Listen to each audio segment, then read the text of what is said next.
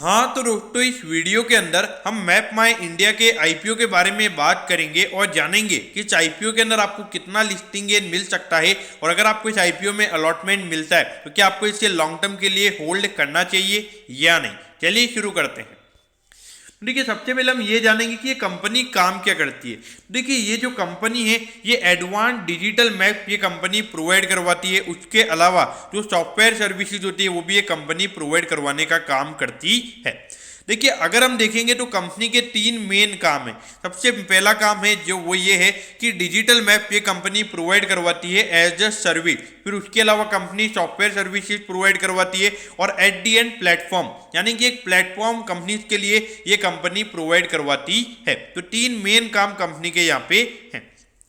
अब देखिए, अगर हम इंडियन मार्केट के अंदर अगर हम कंपनी का नाम देखेंगे तो इंडियन मार्केट के अंदर जो कंपनी जिस नाम से ये सर्विसेज प्रोवाइड करवाती है उसका नाम है मैप माई इंडिया। और अगर हम इंटरनेशनल मार्केट यानी कि अगर हम आउट ऑफ इंडिया की अगर हम बात करेंगे तो वहां पे मैपीज ब्रांड के अंदर ये कंपनी ये सर्विसेज प्रोवाइड करवाती है। तो यहाँ पर अगर हम देखेंगे तो कंपनी डोमेस्टिक मार्केट में भी काम कर रही है और यहाँ पे आउट ऑफ इंडिया में भी कंपनी हमें काम करती हुई नजर आ रही है। तो देखिए, अगर हम अभी देखेंगे तो अभी करंटली अभी 6.29 मिलियन किलोमीटर ऑफ रोड, मतलब जो रोड्स है इंडिया में, उसका नेटवर्क कंपनी के पास अवेलेबल है। तो इसका अगर हम देखेंगे तो इंडिया का जो टोटल रोड नेटवर्क है उसके अंदर से ये परसेंटेज निकल कर आता है 98.50%, यानी कि सिर्फ 1.5% का रोड नेटवर्क यहाँ पे इनके थ्रू कवर्ड नहीं है, बाकी पूरा रोड नेटवर्क इन्होंने कवर कर रखा है। उसके अलावा अगर हम देखेंगे तो उसमें अगर हम देखेंगे कितना नेटवर्क आता है, देखिए 7,933 टोन। उसके अलावा अगर आप देखोगे 6 लाख से भी ज़्यादा विलेजेस हैं, और उसके अलावा लगभग 17 मिलियन प्लेसेस अगर हम देखेंगे, जिसमें रेस्टोरेंट हो गया, रिटेल शॉप्स हो गए, मॉल्स, एटीएम वगैरह, जितने भी शॉप वगैरह होते हैं, तो यहाँ पर अगर हम देखेंगे तो यहाँ पे काफ़ी अच्छा नेटवर्क इनके पास अवेलेबल है। उसके अलावा अगर हम देखेंगे जो हाउस वगैरह होते हैं, जो बिल्डिंग वगैरह होते हैं, आपने देखा होगा कि जैसे हम गूगल मैप में कोई भी बिल्डिंग का एड्रेस डालते हैं तो हमको सीधा क्लियरली वहां पे मिल जाता है। तो ये वही टेक्नोलॉजी यहाँ पे ये कंपनी हमें यूज करती हुई नजर आ रही है। अगर हम इसके रियल व्यू की अगर हम बात करेंगे तो रियल व्यू के अंदर एक्चुअल में कैसा रोड है वो भी हमें यहाँ पे शो होता है। तो देखा जाए तो काफी अच्छा आने वाले टाइम पे ग्रोथ अपॉर्चुनिटीज हमें इस कंपनी के लिए नजर आती है। अब उसके अलावा अगर आप देखोगे तो आपको रेफरेंस फोटोज वगैरह मिल जाएंगे, वीडियोज वगैरह मिल जाएंगे। देखिए, आपने देखा होगा कि अगर आप कोई भी गार्डन या कोई भी बिल्डिंग का फोटो अगर आप मैप में डालते हो तो वहां पर आपको उसका फोटो भी शो हो जाता है। अगर आप कोई भी बिल्डिंग का नाम डालोगे तो वो कितना दूर आपके वहां से है, तो आपको ये भी नजर आएगा कि वो बिल्डिंग का फोटो कैसा है, मतलब वो बिल्डिंग कैसी दिखती है, उसका पिक भी आपको ऑनलाइन दिख जाएगा। तो वो भी ये कंपनी प्रोवाइड करवाती है। अब देखिए, अगर हम देखेंगे तो ये जो कंपनी है ये टेलीकॉम, एफएमसीजी, इंडस्ट्रियल, लॉजिस्टिक्स और ट्रांसपोर्टेशन सेक्टर, सारे सेक्टर में ये कंपनी ये इन सब कंपनीज को ये जो इनके सर्विसेज है वो ये कंपनी प्रोवाइड करवाती है। अब देखिए, ये कंपनी की अगर हम बात करेंगे तो गवर्नमेंट की बड़ी बड़ी ऑर्गेनाइजेशन है वो भी इनके कस्टमर्स है। देखिए, नीति आयोग हो गया, फिर नेशनल ई गवर्नेंस डिवीजन हो गया, तो ये सारे कंपनी के कस्टमर्स हैं। लेकिन जो प्राइवेट कंपनीज की अगर हम बात करेंगे तो देखिए, फोन पे, फ्लिपकार्ट, यूलू, एचडीएफसी बैंक और एयरटेल और यूंडई, तो अगर हम देखेंगे तो प्राइवेट कस्टमर बेस भी कंपनी का काफी अच्छा हमें यहाँ पे नजर आता है। अगर हम कंपनी के रेवेन्यू के नंबर्स की बात करेंगे तो कंपनी को जो 90% का रेवेन्यू मिलता है वो जो कंपनी जो सब्सक्रिप्शन फी, रॉयल्टी ये जो कंपनी चार्ज करती है, तो वहां से कंपनी को ये रेवेन्यू मिलता है। अब यहाँ पे कंपनी की कॉम्पिटिटिव स्ट्रेंथ क्या है, तो देखिए, सबसे पहली बात ये है कि इंडिया के अंदर अगर हम देखें तो एक अर्ली मूवर एडवांटेज इस कंपनी को मिला है, और हम जानते हैं कि ये जो बिजनेस है यहाँ पे आने वाले टाइम पे काफी अच्छी ग्रोथ अवेलेबल है। तो ये काफी अच्छी बात मुझे यहाँ पे नजर आती है। उसके अलावा बिजनेस टू बिजनेस भी यहाँ पे ये कंपनी काम करती है। उसके अलावा बिजनेस टू कस्टमर भी ये कंपनी काम करती है। तो वहां पर भी एक लोकेशन इंटेलिजेंस में ये कंपनी लीडर हमें यहाँ पे नजर आती है। उसके अलावा अगर हम देखेंगे एक प्रोप्राइटरी टेक्नोलॉजी ये कंपनी यूज करती है, तो उससे देखा जाए तो काफी अच्छा इन्हें कॉम्पिटिटिव एज मिलता है, यानी कि जो इनके कंपिटिटर्स हैं उसके मुकाबले यहाँ पर एक अच्छा इनको बेनिफिट मिलता है। उसके अलावा अगर हम देखेंगे तो स्ट्रांग डेटा गवर्नेंस से देखा जाए तो जिस तरीके से ये तीनों सर्विसेज प्रोवाइड करवाती है, तो यहाँ पे इनके पास डेटा काफ़ी ज़्यादा है, तो इससे इनके जो सर्विसेज है तो वो काफ़ी अच्छी उससे हो जाती है। उसके अलावा अगर हम देखेंगे जो कंपनी के कस्टमर्स है वो काफ़ी अच्छे हैं, और मेन बात ये कि रिलेशनशिप उनके साथ इनकी काफ़ी अच्छी है। अगर रिलेशनशिप वगैरह काफ़ी अच्छी होती है तो ऐसा होता है कि लगातार वो पार्टनरशिप चलती रहती है। जैसे कि इनका HDFC के साथ, इनका HDFC जो है वो इनका क्लाइंट है, तो देखा जाए तो अगर उनके साथ इनके रिलेशनशिप अच्छी है तो आने वाले टाइम पे इनका लगातार ऑर्डर फ्लो वहाँ से रहेगा और वो क्लाइंट इनके बने रहेंगे, और इनके रेवेन्यू के नंबर्स में हमें वहाँ पे कोई भी इशू देखने को नहीं मिलेगा। और अगर हम कंपनी के फाइनेंशियल्स की बात करेंगे तो कंसिस्टेंट कंपनी हमें अच्छी प्रॉफिटेबिलिटी में नजर आती है।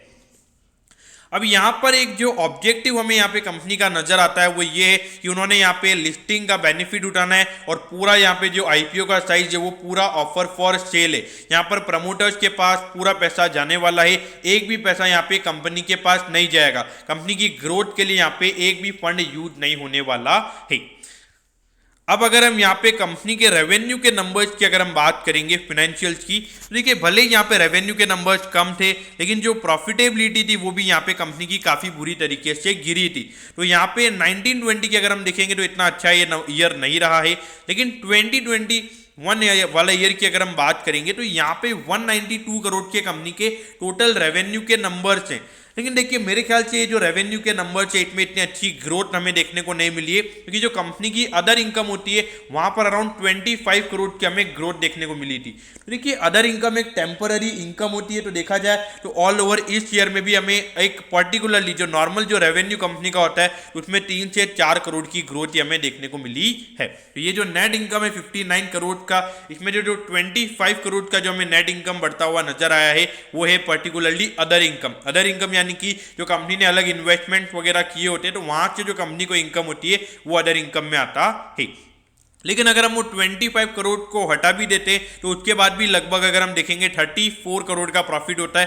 लेकिन अगर हम इससे कंपेयर करेंगे तो ज़्यादा हमें वहाँ पे ग्रोथ देखने को नहीं मिली है। लेकिन अगर हम पिछले 6 महीने की अगर हम कंपनी के परफॉर्मेंस की बात करेंगे तो 122 करोड़ का ये रेवेन्यू का नंबर है। तो अगर हम इसको डबल बाय 2 यानी कि अगर पूरे फाइनेंशियल ईयर का इसके बेसिस पर अगर हम परफॉर्मेंस देखेंगे तो लगभग 240 करोड़ के कंपनी के रेवेन्यू के नंबर्स हो सकते हैं। और यहाँ पर कंपनी के मार्जिन भी काफ़ी इंप्रूव है, और प्रॉफिटेबिलिटी के हिसाब से अगर हम देखेंगे तो 92 करोड़ का यहाँ पे कंपनी का टोटल नेट प्रॉफिट हो सकता है। तो ये पर्टिकुलरली जो 6 महीने का परफॉर्मेंस है ये काफ़ी अच्छा है, और मुझे लगता है कि जिस तरीके से यहाँ पे डिजिटली चीज़ें हो रही है वहाँ पे एट द एंड कंपनी को बेनिफिट मिल सकता है।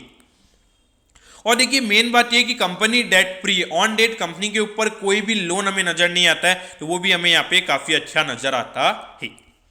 अब देखिए अगर हम IPO की बात करेंगे तो 9 तारीख को ये IPO ओपन हो जाएगा, 13 तारीख को ये IPO क्लोज हो जाएगा, और 1033 का यहाँ पे कट ऑफ प्राइस है, और एक लॉट के अंदर आपको 14 शेयर्स मिलेंगे।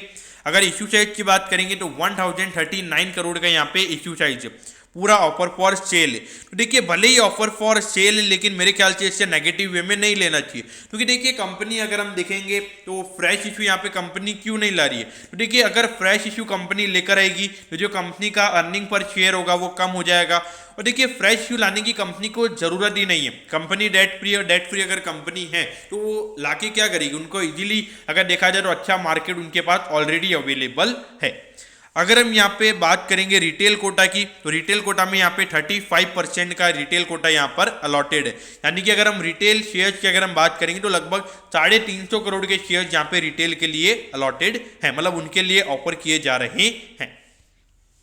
तो देखिए अगर हम अलॉटमेंट डेट की बात करेंगे तो 16 तारीख को आपको पता चल जाएगा कि आपको अलॉटमेंट मिला है या नहीं। अगर आपको अलॉटमेंट नहीं मिलता है तो 17 तारीख को आपको रिफंड मिल जाएगा।